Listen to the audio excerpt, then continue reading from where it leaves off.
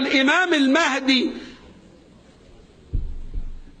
المهدي اللي النبي صلى الله عليه وآله وسلم قال لك لن تقوم الساعة حتى يرسل الله رجلا من أهل بيتي اسمه كاسمي وكنيته ككنيتي يملأ الأرض عدلا بعد أن ملئت جورا.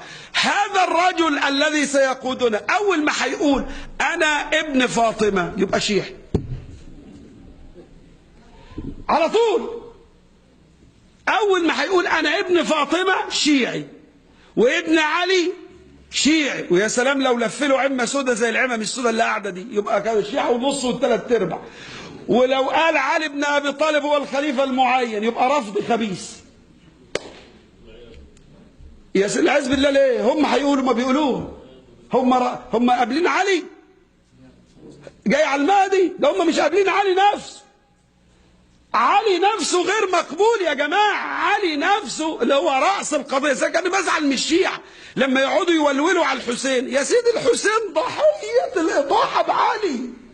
الحسين هو طبيعي جدا لو كان الإمام علي استلم قيادة الأمة ما كناش شفنا المآسي اللي مرت بفاطمة نفسها واللي مرت بالحسن واللي مرت بالحسين واللي مرت بطارق.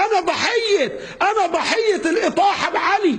أنا واحد من ضحايا الإطاحة بعلي بن أبي طالب. لو تروا السب الذي ألقاه على الفيسبوك أو اليوتيوب تعرفوا أنني أشكو إلى الله أبا بكر وعمر، أشكوهما إلى الله لأنني ضحية من ضحايا الإطاحة بالرجل العظيم الفذ زوج السيدة الزهراء علي بن أبي طالب كرم الله وجهه.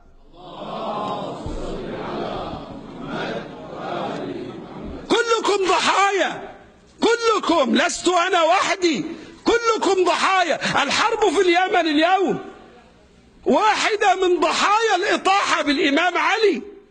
الحرب الموجودة في سوريا ضحية من ضحايا الإمام علي، الإطاحة بالإمام علي. الطريقة التي يعالج بها حزب الله ضحية من ضحايا الإمام علي. كل مكان العراق وما فيها من الدواعش ضحية من ضحايا الإطاحة بالإمام علي. نحن يبقى إذن السيدة العظيمة فاطمتنا هذه التي نحتفل بها ونتحدث إليها، وليسمع ولتسمع أمتنا السنية أننا نعبد الله عندما نذكر السيدة فاطمة. كيف نعرف الطريق إلى الله؟